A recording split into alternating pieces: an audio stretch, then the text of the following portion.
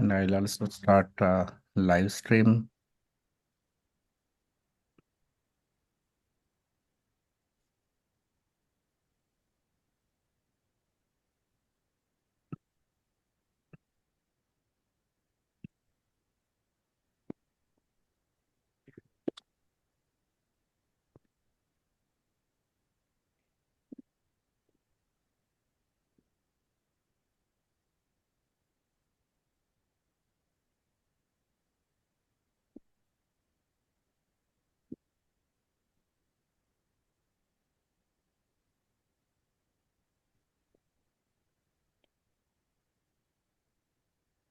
Okay.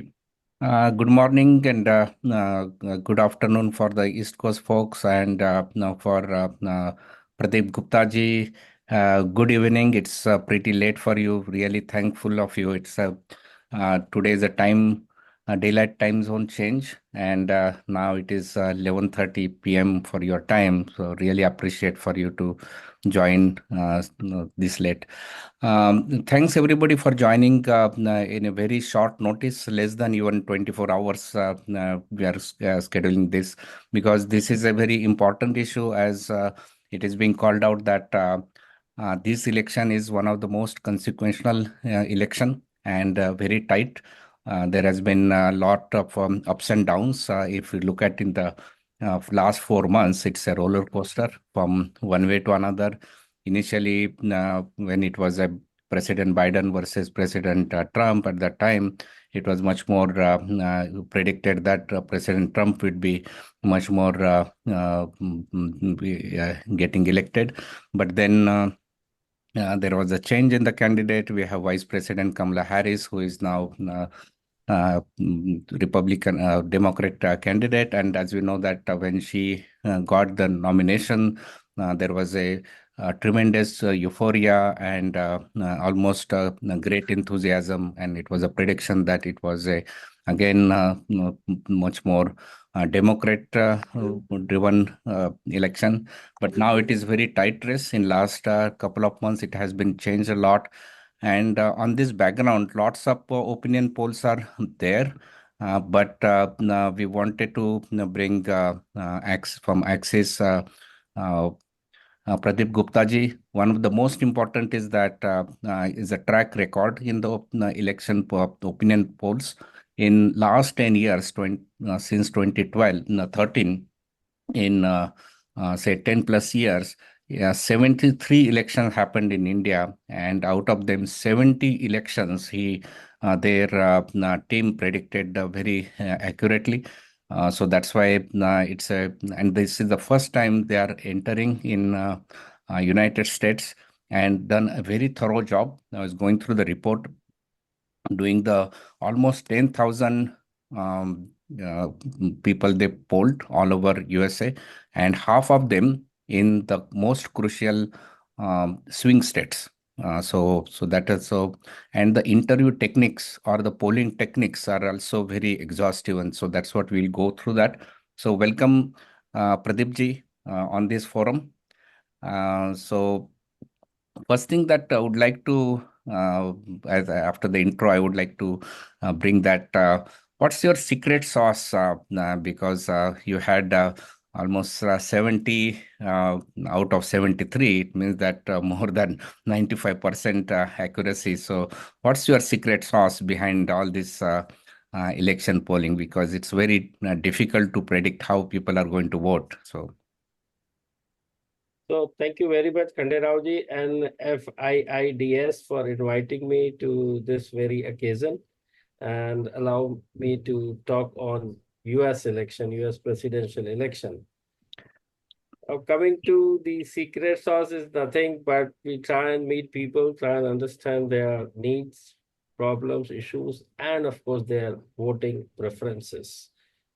And whatever they say, we do the analysis and put forward to the media or the audience, the numbers. So this very simple, try to reach them, try to understand them, and try to do kind of unbiased analytics so that it comes closer to the final results. So that's the only way. And we tried the same thing in US, and as you rightly pointed out, Our methodology is very exhaustive in the term of, and different also when it comes to usual polling in United States. We don't use phone calling methods. Here we try to reach out to people face to face. These face to face, most of the time in person and sometime through video interview, the way we are interacting now. And we also include the panel interview, meaning to the selected people whom we know who they are. They ask a request for to send the link, and we send the link to those panel, and they fill in their preferences and choices. And our very basic objective of doing polling is not only try and forecast the election outcome, but also we try and understand the human needs, what kind of needs they are having, what kind of issues and problems they are facing in their daily lives. We put forward these issues, needs, and problems with the probable solution, which is implementable in reasonably good time, so that everyone gets the winner, the person who is addressing these issues, the stakeholders, the people at large. And in the process, we, like a media, we play the media role. And yeah, so this is what we do. Thank you, Pradeep ji. So it is really notable that you are spending a lot of time and energy face-to-face interviews in United States. It's a kind of a very unique or differentiating with other polls, which are mostly the telephone driven. But when you do say you have been doing it in India versus United States, before we go into the poll itself, is there anything like experience or difference that you said that, hey, in India it was something is different, you anticipated it, this will go this way in US, and it is different. Some any unique experiences from your pollster you would like to share before we go further? Okay, so in India, in rural India, if we knock 10 doors, we are successful doing interviewing people in, let's say, 7 to 8 times. In urban area, it's 5 to 6 times, and in metro cities like Delhi, Bombay, Kolkata, we end up doing 3 to 4 interviews. But in United States, we try and meet people. It's not that we can straightway go and knock the door. We have to have some kind of a references, some kind of a connect with them, the prior appointment at times, and prior announcement that we are coming there and doing this interview. And it's not only the political preferences we seek for, but also these various socio-economic issues. We are going to talk to them. So generally, the average here is 2 to 3. We try and approach 10 people, 2 to 3 will be ready to do the interview. That's the basic difference in connecting with the people. But coming to the political outcome, you all know that I need not to repeat that. It's very diverse in India. Each state has its own dynamics, and every time, or at least alternatively, they change their political preference or choices. But in United States, we have seen for the ages 30, 40 years, there are so many states. I can easily say that about 35 to 40 states out of 50, they haven't changed their voting pattern in last 30 years for sure. So this is the basic difference. And yes, there are about 10 to 12 states which keeps on changing. And to be precise, these are the 7 battleground state in last at least 12 years, I can say that. Yeah, isn't it amazing that in India, even except for nowadays a few states like say Gujarat, if you see that most of the states like Madhya Pradesh, Rajasthan, many states is the flip-flop, right? After say 1 or 2 terms, there is a flip-flop, but in United States, almost like a 40 states, you can say, and I will just go a little bit generous. It means that 80% uh, Yeah. there is no changes. So sometimes feel that whether that should be election or not, but then it comes that there is a one nation, one election kind of pattern here, which is being discussed in India because Mm. people are voting not just for the presidential, but there are congressional, some places there are Senate votes, there are local votes, and there are a lot of propositions. So there is a huge motivation, at least the reason that people should be voting there. But It's a good point that you noted, but I also happy that you invested almost half of the resources on the battlegrounds. So that's also very good to see. So let's go through the directly into the actual your poll outcomes. But one before that, one last question I would ask that now there are polls are here also, and we are seeing that they're tight, but also we see the tilts that and it's mostly the some of the media are either they are Democratic side or the Republican side, and you would see that little bit they all say that, oh, it is tight, but then XYZ has the edge. How did you try to become unbiased? Means first thing that Axis never has any kind of a vested interest in the election. That is one. So there is no motivation to be unbiased. But just to be fair, just to be statistically unbiased, what are the techniques that you did to make the poll much more unbiased? So first of all, we try and avoid listening to a common media, what they are saying. First and foremost is important. Even that goes without saying in India also.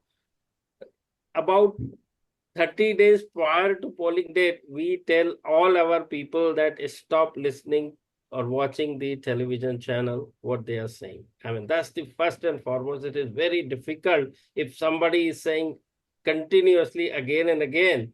And when you go in the ground and meet people, and when data is in front of you, so it is always flowing into your mind, what media is saying and what the ground realities are. At times you tend to think that my people have not done good job because all media is saying this, whereas my people's findings are coming different. Then who is right or who is wrong? So this is the bias. To eliminate this, we simply say that please do not watch or listen to the television channel or the social media or the any other kind of media, newspaper also. You try and focus to the ground, what people are saying, that matter the most. I mean, this is something we try and practice, here in India. And also I've been telling to all my team members in United States that please focus on what people are saying. Don't ever tell me or suggest that this media is saying this media is saying that. We can be wrong, no problem, because of the sample size, that it has to be representative enough, and there are so many reasons to be wrong. But definitely not if some media is saying this and we try and copy that, then we are not doing our job. I mean, we don't have to go to the ground and talk to people. You simply copy paste it and that's it.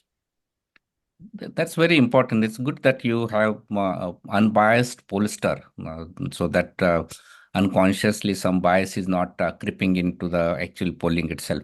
But also you mentioned that how the sampling, the right sampling, and I saw that you try to balance it with about say 34% Democrats, 34% Republican, and then independent. Yeah. So is that something that you went through the registered voters list and then identified those who registered Democrats and Republican and like that, or you self-proclaimed you try to identify them? Yeah, so we tried and followed 2 to 3 very basic demography. And in the process, we found that we are meeting the right proportion of the registered voters in most of the states. What is these 3 demographies? One is first and foremost is the gender. We try and speak to 50-50. Then to the ethnicity, each state had different white, black, and Latino and Asians combination. And we try to maintain that, and we could do that in most of the states. So that's number two. And number three is the age groups. These are the 3 unique demography. We try and maintain that, the 18 to 24 years of age, 24 to 34, and then so in 46 onwards, about which represent or contribute 60% of the population, the age group of 45 plus. So we try and maintain this. This is the first and foremost. And in the process, we could see that almost in all the states, we could maintain the registered voter for both blue and red. That's good. That's very important to be unbiased, not only in the pollsters' questions, but also and interpretation, but also it should be statistically relevant to the actual the population. So it's a very good. Thank you. So let's I think start going into the your survey outcomes and insights, etc. So do you want to share it, or you want me to share your report just as a glimpse, and you can you take few minutes to just cover your findings, and then we can have the subsequent questions. Okay. So I should straightway reveal the outcome or whatever our poll findings are. I would say that it is clear-cut advantage to Republican candidate Donald Trump in our poll. As far as the electoral votes goes, we are predicting Trump can win 291 plus minus 15 votes, the electoral votes, and Kamala Harris can win 247 plus minus 15 votes. I mean, this is the range. So the the higher range for Donald Trump can go up to 306 electoral votes. And the lower range can end up somewhere between 276 or so. So in both the cases, it is advantage to Donald Trump as per our poll findings. As far as popular votes goes, this time we are predicting Trump can secure 49% plus minus 2%. It can go up to 51%.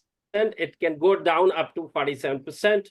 And for Kamala Harris, it is 48% plus minus 2. So she can go up to 50%, and the lower range is 46%.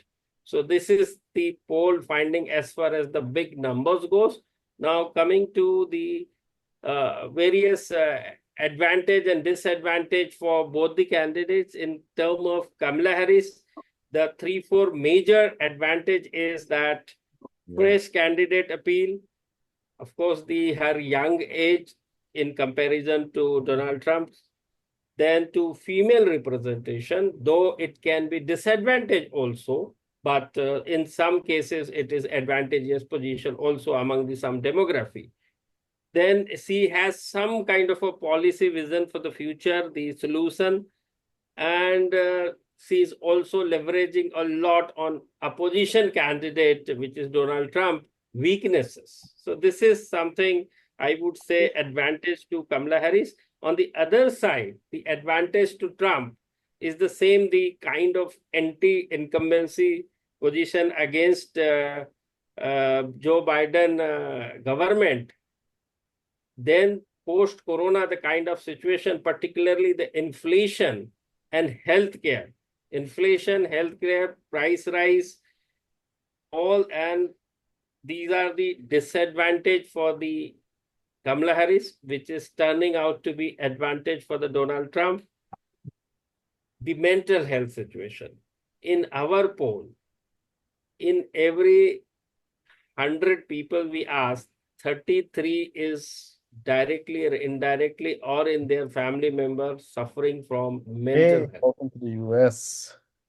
Which is a very, very big finding this time in Jet lag? comparison. Pardon? So others, can you mute yourself? Yeah, go ahead, please. Yeah. So inflation, poor medical facility, unemployment, insurance issues, mental health, illegal immigration. These are the clearly visible disadvantage for Kamala Harris or the Biden government, which is turning out to be advantage for Trump. But what are the disadvantage for the Trump is his age. His age is now 78, which is as comparison to 60-year age of Kamala Harris is a clear-cut disadvantage. The kind of legal challenges against Trump, the allegation he's facing, that's the disadvantage. Abortion issues or the right to abortion goes against the Trump, particularly in young age, female and women. to some extent even among the young male member. They don't, they go for right to abortion. I mean, they prefer.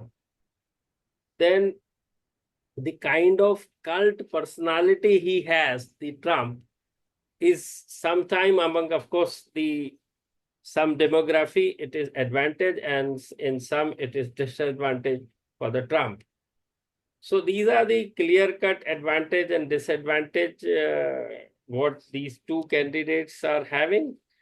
Then, as I already mentioned, the kind of problem and issues people are facing. And also we asked, what are your expectation from the next the future government? The strong national security, they say.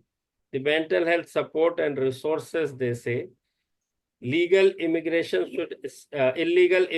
should stop. Control inflation, better foreign policy, better insurance facilities, quality and lower cost for healthcare. These are the expectations from the next government. And we ask how much you are satisfied or otherwise with the Joe Biden government. 34% said they are satisfied. 41% said they are dissatisfied. 41 dissatisfied, 34 satisfied. And neutral, they say about 23%, and no views about 2%. So this is, in a nutshell, the highlights of the findings of Access My America polls. Thank you. So I think the next is that you also have some sort of a insights between the gender preferences, age groups, and also ethnicity. Would you like to cover some highlights on that? Yes, I. So now coming to whites, which contributes about 57% of population. So among whites, 43 for demo and about 54% for Trump. So that's the among the white, 54 versus 43 big advantage to Trump. Then Latinos, 52 to Democrats and 45 to Republican. 52 by 45 in favor of Harris. The difference is less, about 7 percentage points here. Among the blacks, 62 to Kamala Harris and 36, the big gap here, to Republican or the Trump. Among the Asians, this is something this time I have studied last polls done by other companies in the past. In this particular segment, though it represents only 6% of the total votes, but 47 to Kamala and 49 to Trump. 47, 49. So 49 to 47 advantage, slight advantage to Trump this time. Yeah, and this is the basic for the as far as the ethnicity goes. Then there is also, we have done how male and female voters voting in this particular, among the ethnicity.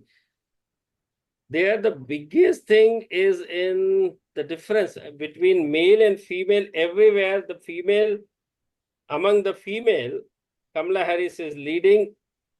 For example, in whites, 41 to 45 to female, 41 for male for Democrats, 51, 53 among Latino. I'm talking about only Kamala at this point of time for a better explanation. Among blacks, 60 to 64, and among Asians, again, 2 to 4% difference between male and female. She is having clear advantage among the female, the Kamala Harris, 2 to 4 percentage points. Now coming to male and female, here is very important statistics. Among female across all ethnicity overall, 52 to Harris and 46 to Trump. Here, if polls were to held only among female, then Kamala would have lead the poll with 52 to 46, meaning about 6% lead here for Kamala among the female. Now coming to a male, 44 to 52, meaning about 8 percentage point lead here for Trump. So this is the beauty of this election, which is making very interesting and closer contest, as we I say. will interrupt in between. So actually, if the Democrats are here, if they can concentrate on making sure that highest number of women turn out voting, then there is a possibility they can change the outcome. It's Yeah. that it's not it's easier to say than actually getting the voting out, but it's kind of a your statistics kind of shows that there is a way they can also chart a path to victory. Yeah, go ahead, please. Yeah. Now coming to the age group, which is also very interesting, and this time particularly among younger age, I'm straightway saying 18 to 34 year of age, 18 to 34, 52 by let's say 43. 52 by 43, 52 to Kamala Harris and 43, 44 to Trump. Meaning, but the irony is that for Kamala Harris, this particular age group contributes only 25% of the total vote, 25% of the total votes, where she is leading about 6 to 8 percentage points over Trump. Now coming to 35 to 44, almost same, 48, 48. This group contributes about 14 to 15% of vote. Now come to the 45 and above, which contributes about 60%. Here is the beauty. Among 45 to 60, 52 to Trump and 45 to Kamala, meaning 7 percentage points lead, which is a good sizable lead for Trump, and among 61 years plus age group, which contributes 32%, the most among all groups. Here, 50 to Trump and 48 to Kamala. Here again, it is flipping again. Closer contest, though Trump having the lead of 2%. So this is the demographic, bifurcation of the votes. Yeah, I think it's very interesting. A couple of things I think you mentioned, and since we focus also Indian American diaspora, uh, obviously I would like to ask that when you said Asian and you compared in the past, there is a demographic kind of a change more now towards the Republican than in the past, because typically immigrants tend to prefer and vote for Democrats, but this time you are seeing a difference. But within that, do you have any kind of a split that how Indian American voters are doing, or you didn't actually separate that as a very small population or something? We do have this data, but for that you will have to give me some time to come back and tell you that we do have that data, but in the larger interest of United States Correct. election, we haven't done that exercise because Indians, particularly those eligible to vote, contributes only between 1 to 2% of the total USA Totally. population. It's concentrated in New Jersey, California, these kind of Texas, these kind of states in New York. But that's the reason why we haven't segregated that when it comes to reporting for United States. Yeah. Just now for additional information, now in couple of election, we see that Indian American are significant in few swing state. Like say, Mm, significant means that the statistically when the difference is very small, mm, particularly 1% here and there, then it makes a difference. Like say Arizona election getting decided by 10,000 vote difference, then that's where it makes interesting. So we would like to know more about that further in I think your subsequent analysis. Uh, one question around the young population. Young population. Did you compare the young population's preference of past elections versus this one, or that is not something that you looked at it as any trend or anything? because this time, ours being a first time, we do not have a data, the straightaway data that's talk about the age group, how voting pattern. Next time onwards, we will have a good data sets or the data points to compare with. So, but this time, unfortunately, being our first time, we do not have that authentic data available with us. Okay. So I was going through the report on the swing state. I do see that, again, I can share it, but you have marked Michigan, mostly the Democrats leaning, and Nevada also is a Democrat. Yeah, But when it comes to Arizona, you marked as a deep red, not even pink. But the rest yeah, of them are pink: Pennsylvania, North Carolina, even Wisconsin, and yeah, Georgia. yeah. Yeah, particularly few states really matters to this audience versus others also. Is that Pennsylvania, Michigan, and Wisconsin? If you can talk first, and then we can talk about little bit what we are seeing in Georgia, because you had some few interesting insights we can go over.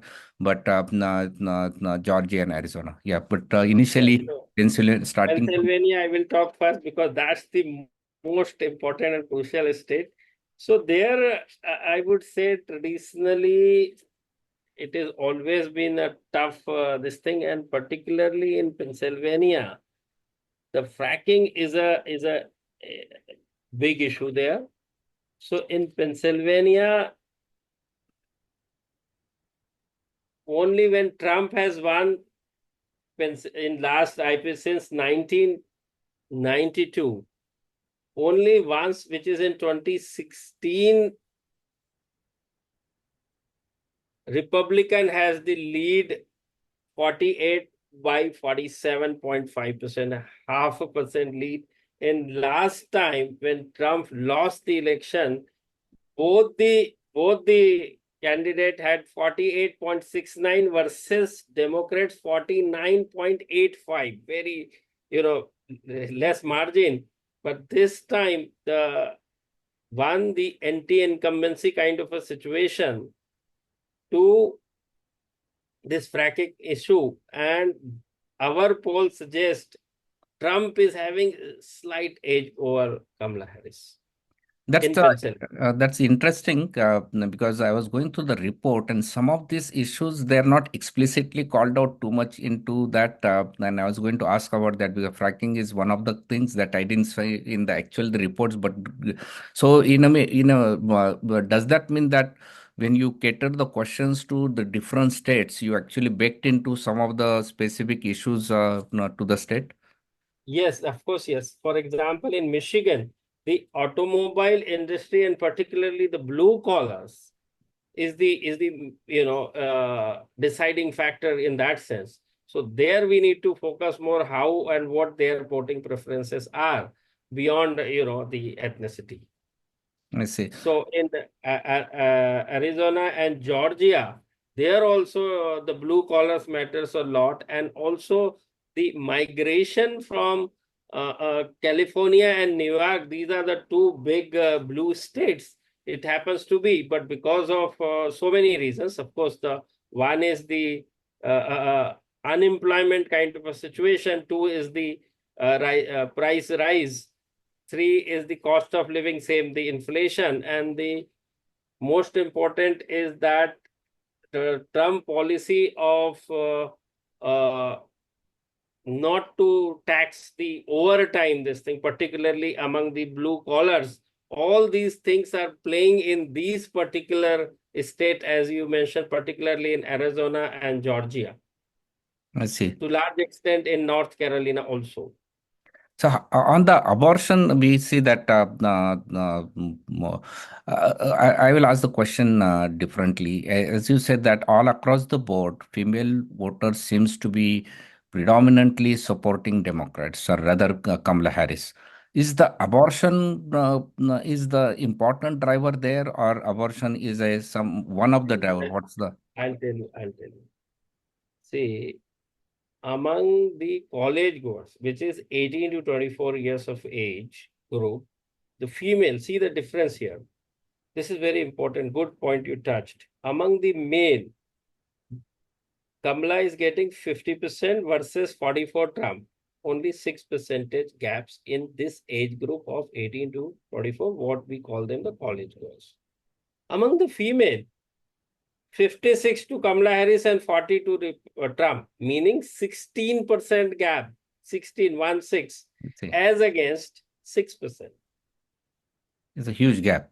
Huge gap among the male youth versus female youth of 18 to 24 year of age. That's On the the difference. particular abortion issue, is there any within the female itself? Is there any division that young voters versus the elder? Clearly.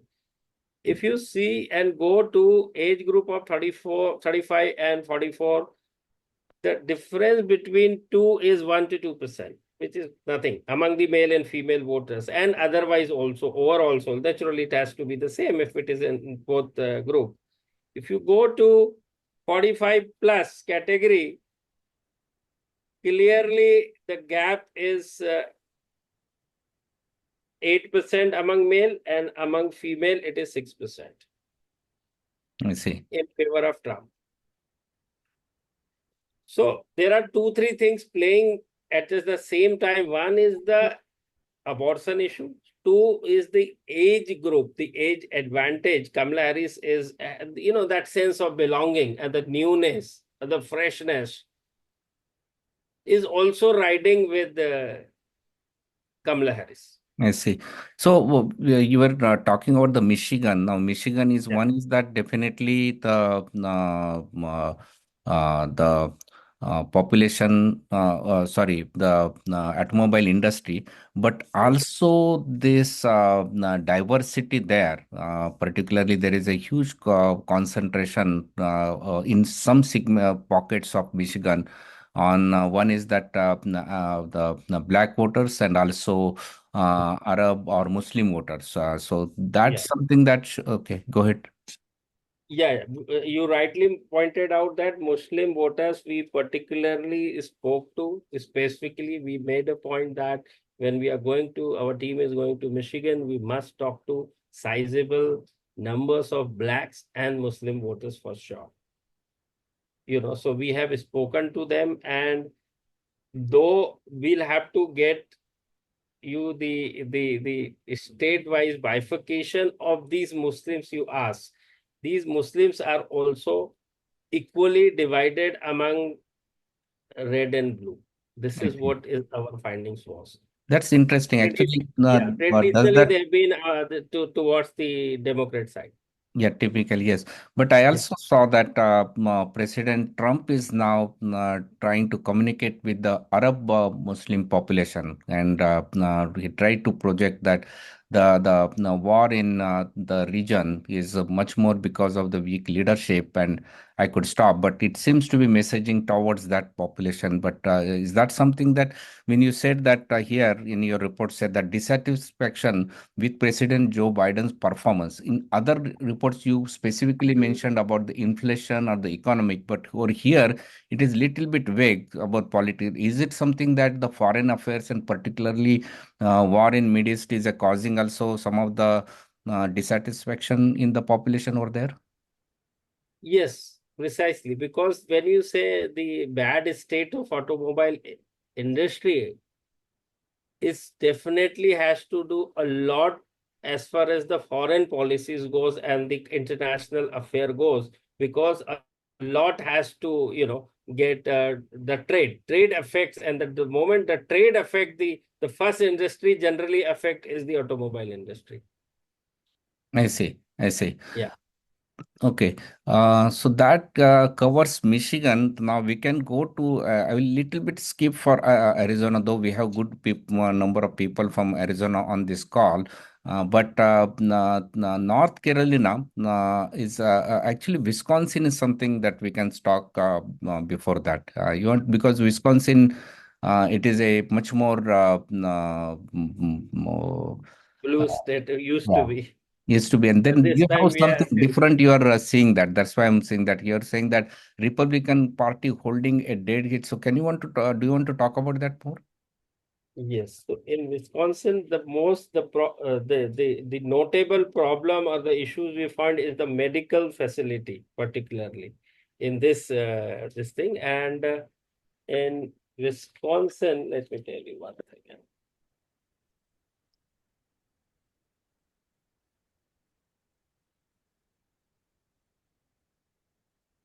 See here again, traditionally, except 2016, very thin margin, less than 1%, Trump has the lead over Democrats. Except that time, every time Democrats has the lead. But this time, the momentum, the overall momentum is with the Trump. And last time also, when Trump lost the election, the difference between two was 0.6%, 0.6%, again less than 1%. So this time there seems to be momentum with the Trump. So we are predicting about a 1% lead over Kamala Harris to Trump. I see. We go through Nevada. I think is something that you have clearly called it out as a much more. I think it's kind of we are getting mixed feeling about the Nevada also because it's a you Yes, in called it as a media, I could easily see that people have reported saying that this time Nevada is clear advantage to Trump, but we are saying it's in our poll, it is slight edge to Kamala Harris.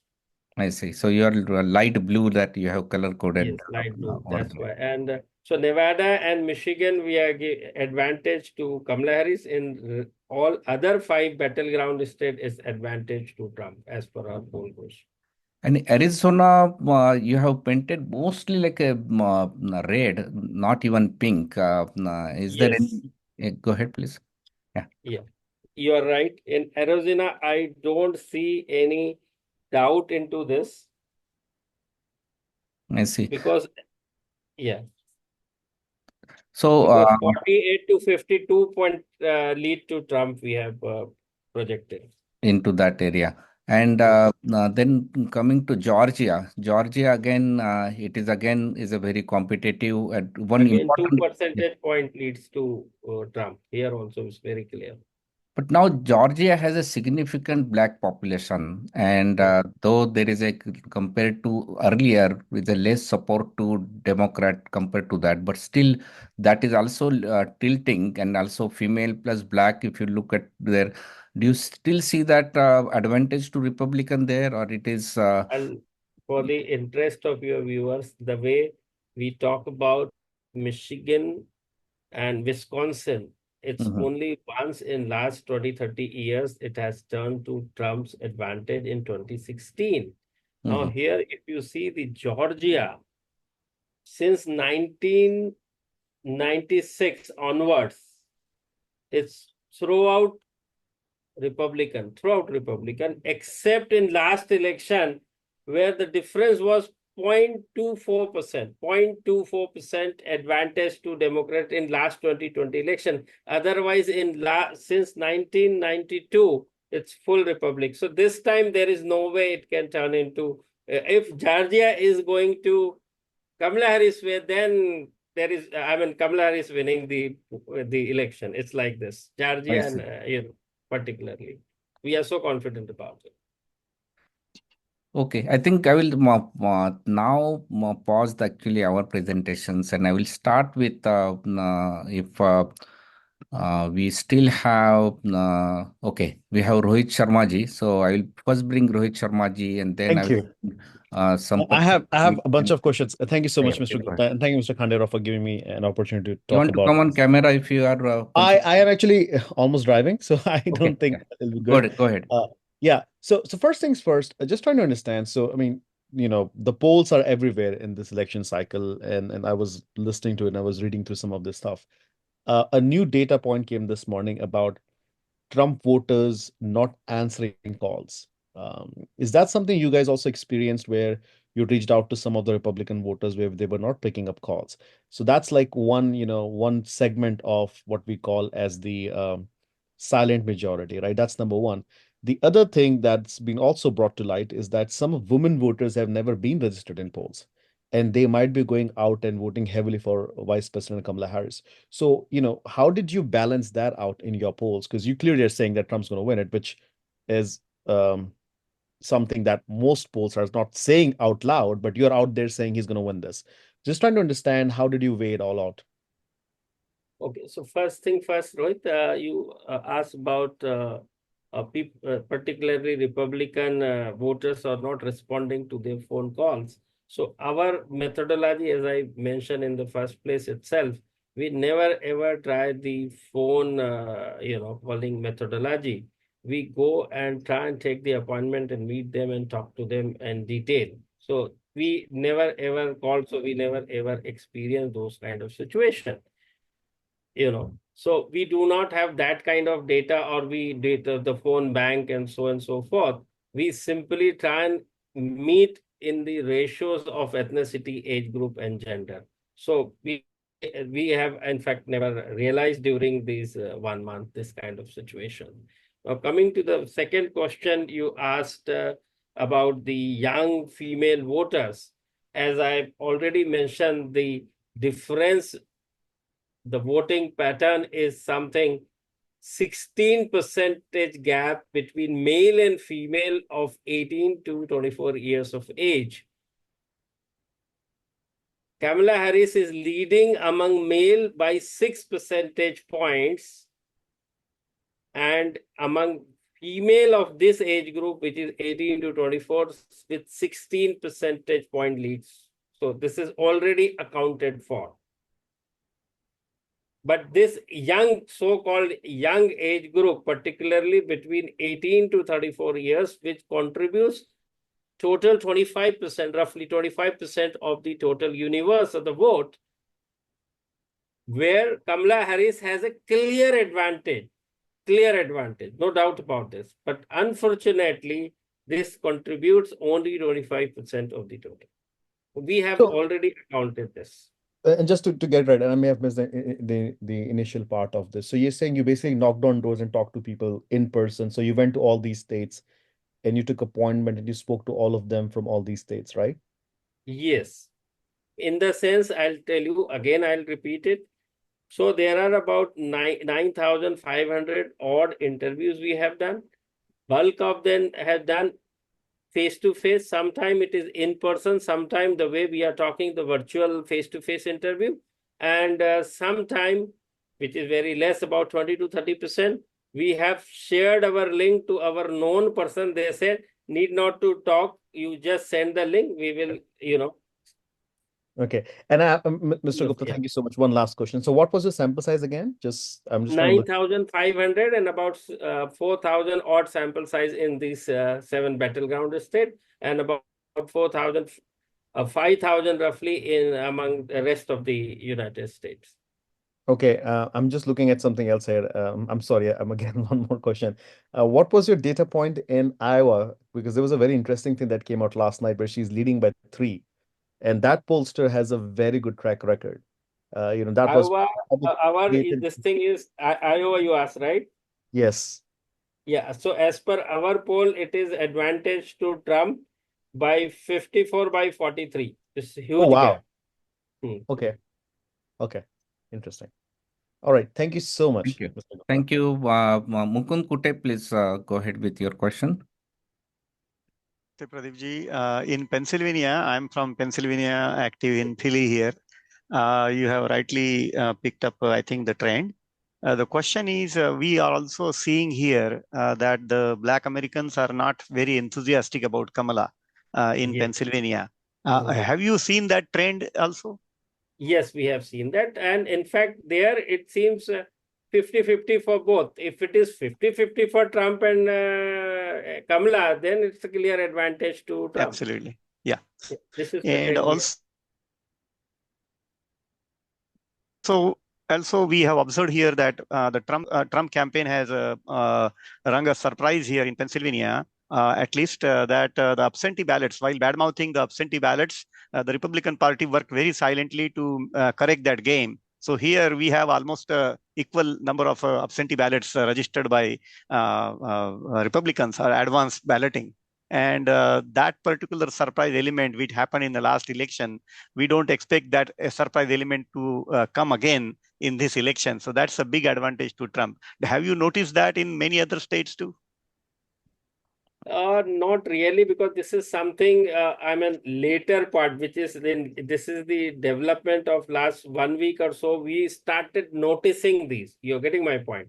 Whereas its country is too huge, we have started our real polling about a month. So full October, we've been doing all this. So we may have missed that thing if it is done prior to last 1 week. Okay, wonderful. Thank Yeah. you. Yeah, those are the questions. So, Dr. Sampath Shivangi, you need to unmute. You need to unmute yourself. Yeah. No, still need to unmute. Yeah, I think I'm unmuted now. Now it is good. Thank you. It was a great event, and I'm glad in the Indian diaspora and Indian leadership is coming to US to measure the strength of electorates and how many Indians are involved in this group. I think maybe next time, yeah, please give more attention to Indian Americans, what we do here, because that is me and Khanderao and many other leaders work hard on it. And actually, I was talking to many media group in India, and they were always asking me, what is the role of Indian Americans? I said, we are, Indian Americans are very much in the elections. They are really, the election savvy, and they would like to participate. And even President Trump's office, I was talking to 4 or 5 days ago, and actually I pushed them to go after Indian Americans because earlier they were not giving much importance to Indian Americans because we make only 1 to 2%. And even Kamala Harris hasn't given any importance to Indian Americans, as you can see. She does not even mention about Indian Americans anywhere she goes. I'm the first one in the US 6 years ago. I questioned Kamala Harris when she was not even vice president. She was a US senator. She never identified herself as Indian American. Of course, she's not Indian American. At least she should identify Indian heritage, which she is very hesitant to do that. Maybe in one-to-one, she may say her mother is Indian, her grandfather is Indian. But that's all. That is the end of our conversation. But I think when the voting comes, I think I'm a Republican for the last 48 years. So sorry, what I'm saying is, I think next time, please give some importance to Indian American voting. That way we know where we are and what we are supposed to do. So, sir, thank you very much for this. Let me put this in the right perspective, because this is something I've also been grappling with. Because, when it comes to election, we need to do the representative sampling, that is what matters. Now, forget the election. Now, get on to the right thing. As you rightly pointed, Indians will be very useful, and they are already, for shaping the future. Please understand this. When I say shaping the future, meaning Indians has the expertise, the number one expertise, solving the problems. Indians are good in solving the problems. So whatever problems this particular country is facing today, I'm more than convinced there are Indians who will be solving the problem and shaping the nation. So this is when it comes to, in those areas, they will definitely seek our help. And what technology has done in last 30 years and who is behind the force behind it in the United States. Thanks I for hope I the trust on the Indian population. So I think we'll go to next. I think only I had one more question. Okay. Very small one. Like this morning in NBC, I had in our show, they depicted Kamala Harris 47, President Trump 44 as of last night. So I was just wanting you to please analyze on your terms where you stand and where they stand. Thank you so much. I really appreciate you took some time to be with us. We really do appreciate, and so also Thank you. with Khanderao. Thank you. Thank you. So it's a kind of 12th 30 for India. So I know. couple of questions. I'll let him answer your question, but Yogi and then Suresh Shenoy, and then we'll take it a little offline. Yeah. Okay. Please go ahead. He's asking question because now. Yes, Sampathji, it was just a statement then question, right? Which one? Sorry. Means you don't have a pending question, right? So you can. Oh, no. I'm done. So thank you. No, my hand is there. No. That's fine. Yeah, I removed Okay, that. yeah. Yogi, you want to go ahead, please? And then I put Shana also because he posted a question. So I put it over here and then we'll wrap up. Great. Thank you, Khanderao ji. Much appreciated. And thank you to Axis for putting in the effort on this. Quick question. You spoke highly about abortion and you spoke about the younger age. And I think you spoke up to the age of 40. Can you articulate what you're seeing for women voters on reproductive rights and abortion for the age of 45 to 70 years old? Just a second. This particular aspect, straight answer I may not have readily in my report, but I'll try and report to you the woman voting preference particularly. It may not be directly linked with the abortion issue, but yeah, we can correlate. But when we do the deep dive into our data, particularly for this question, we can definitely have the answer for that. Okay, so you are saying overall age group 45 plus category, how female is voting? Let me report back to you 1 second. Yes.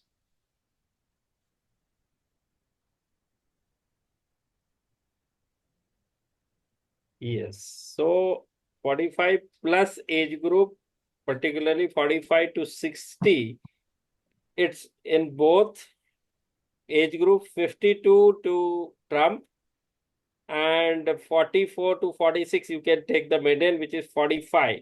7% leads to Trump among these votes, particularly female is 2% down. So for female, it is just 6% lead, and among the male, it is 8% lead. So in net, it is 7%, but it's clear-cut advantage in this age group, which is 45 to 60 to Trump among the female. Great, and thank among you. 61 plus, I think this may not be directly linked to abortion. 61 plus, it's 49 for both Kamala and among the female. 49 for both. Among male, Trump having the lead in with 4%.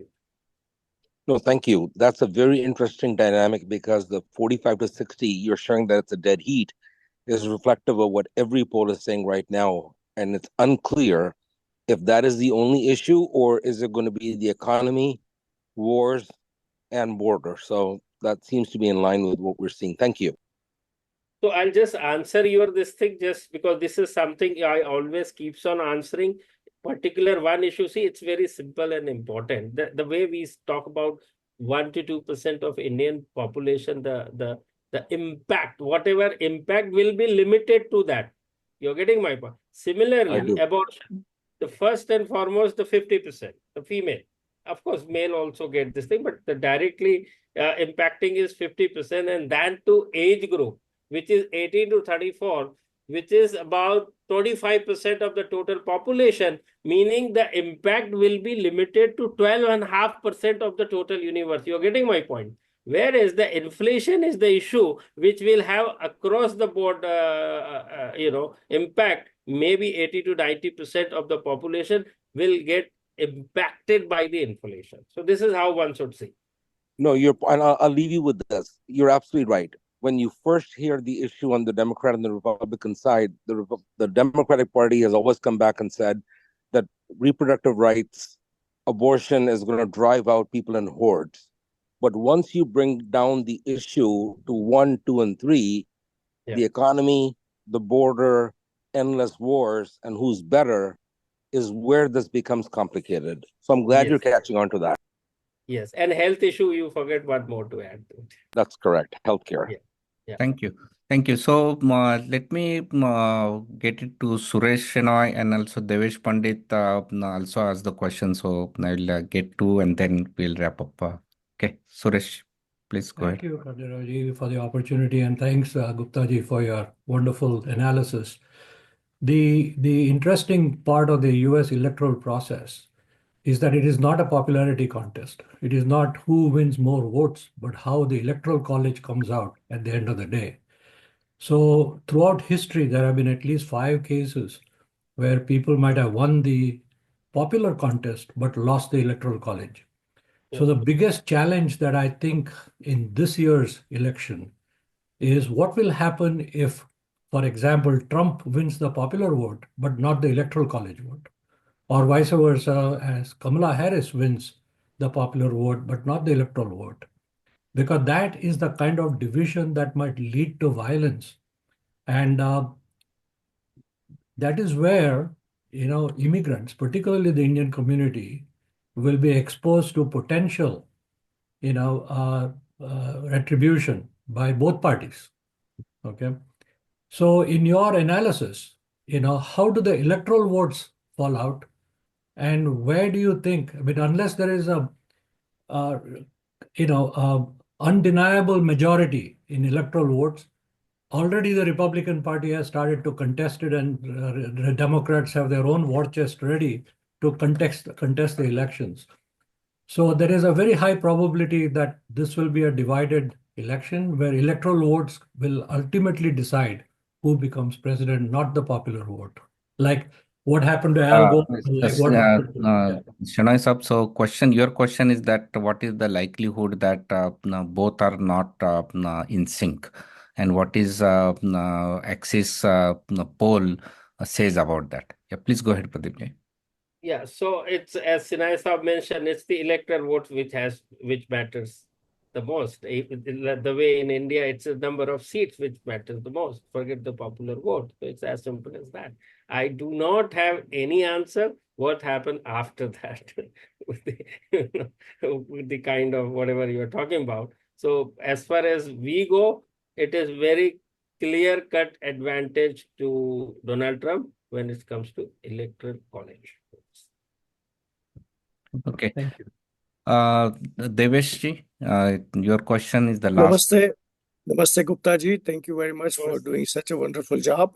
My question is, when you did the sampling survey, what kind of data points were collected as she claiming to have an Indian descent? Thank you. So when you say data points, it's 4 to 5 questions particularly we ask. One is, of course, as I told you, whom to ask, which is the sampling, where to reach out to. Is the sampling we have to maintain in the state-wise, first the ethnicity, that's the first and foremost. Then to male, female, 50-50%, and then we have to maintain the age groups. It is always difficult to talk to older age people because it is difficult to reach out to them because they are not available in offices or colleges and in common centers, community centers. So that's right. But we have to maintain all these age group, ethnicity, and gender. So this is the only way we have to reach out to them. So thank you. So thanks. First of all, I really appreciate that we have Axis now arrived in United States, just like Indians are arrived and making impact. Would see that this the very detailed oriented analysis what you have done, and really hardworking, because lot many times nowadays people tend to do the survey and analysis based on easiest one, that is phone or even just a web form or anything, and just try to get it, and that is sometimes it may be representative, it may not be, but you have really done thorough job. Sorry, Ravindra Shukla just raised his hand. If you don't mind, I don't want to. No problem. We can take one more question. Ravindra Shukla, please go ahead. Yep. Pradeep ji, my point was that this abortion issue, I have seen many people going blindly for like Kamala compared to Trump. And there is a lot of confusion on the abortion issue. People don't understand it's more of like a state issue. And being pro-life doesn't mean like being against individual right. So did this, because the reason I'm asking, because we had a good discussion, like one-to-one discussion, sitting down with the people and talking, and like not instead of like a simple question, you had a detailed discussion. So do they really understand the abortion issue exactly, the finer point, or this is just based on the perception and like what gets created in media? So I'll tell you. As I was just about to complete, what are the questions we ask and what is the kind of discussion at play? We simply go and ask, what is the issues or problems you're facing in your daily lives? Whatever they say, we have to, take it or note it if it is not in our listed down issues. Two, if they say whatever issue they say, for example, abortion, as you mentioned. So we ask, what do you want from the next government? So what are your expectation from your next government? Then whatever they say, we simply note it down. We also ask last time whom you have voted to as far as the president's election goes in 2020. Whatever they say, we note down. And whom you are going to vote or you have already voted this time. So these four is the very, very pertinent question. And after this four question, we simply ask as a personality among the Trump or Kamala Harris, what do you find? Just the chatter, just they say whatever they say. We simply throw the question. This is something qualitative thing. So that in those four questions, if they have said this and that, but when they speak, at length, about both the personality, the real truth comes out of them. Yeah. So Thank this is you. how. Thank you. So once again, Pradeep ji, really thank you. Thanks all the audience coming on call very short time. And just Pradeep ji to tell you, these are the community leaders all over USA and mostly like say Pennsylvania, Chicago, we have Illinois, we have Arizona, Georgia, all the places, even Kentucky and mid-state and all that. So of course, California. So their representative came on a short notice, but very important that we really thankful that Axis has arrived in United States. You have very good reputation to be very unbiased and very professional and thorough job to a degree that your work has been studied at Harvard as a case study. And we would like to see it is more common, Axis become mainstream, and would like FIIDS to partner with you sometimes anyway we can work together. Really look forward a long working together in journey. Okay, Thank you. so I would like to thank you all, particularly Khanderao ji and all the members and personality who is watching this and available here of FIIDS. And also I would like to thank my own Access My America team who has been working there, particularly in last 3 to 4 months, very rigorously try and get the appointment and do the interview. So it's all credit goes to them. We may be wrong, we may be right. I do not have the answer, but we tried and do our job honestly with full passion. And it's not only in our study, it's not only about who is winning or losing. It's about the kind of problem and issues and needs are there of people at large. We try and get resolved with the right stakeholder, putting forward to them with the probable, practical, and implementable solution to them. I mean, this is our objective. We try and do, as I told you, this is our first time. So anything Thank you. can happen. Yeah. Thank you. And then, as you said, that the last portion that you are really trying to figure it out the problems and come up with a recommendation, actionable work item. That is where the focus of FIIDS also is there. I think this warrants a separate discussion post-election that what are the other issues are there and how we can surface, because FIIDS does collect all these issues, not just related to Indian Americans, but also broader population of the interest of USA, interest of US India, and then for that matter for the whole world. So we do surface and we do have the advocacy events in the Capitol Hill. We meet the policymakers and we meet the elected officials. So over there, we definitely would surface these are the issues. And once again, we have ongoing campaign to make 1 million votes happen, registrations and registered. I hope that Indian Americans vote, and next 2 days we are going to campaign. In that, it doesn't matter whom they vote. They need to make sure that they get out and vote so that their voice is heard. With this, we'll summarize, and with your permission, we'll post this recording on YouTube and also on the Twitter. Thank you. Please Thank do you. that. Thank you very much. Thank you. Bye. Thank you.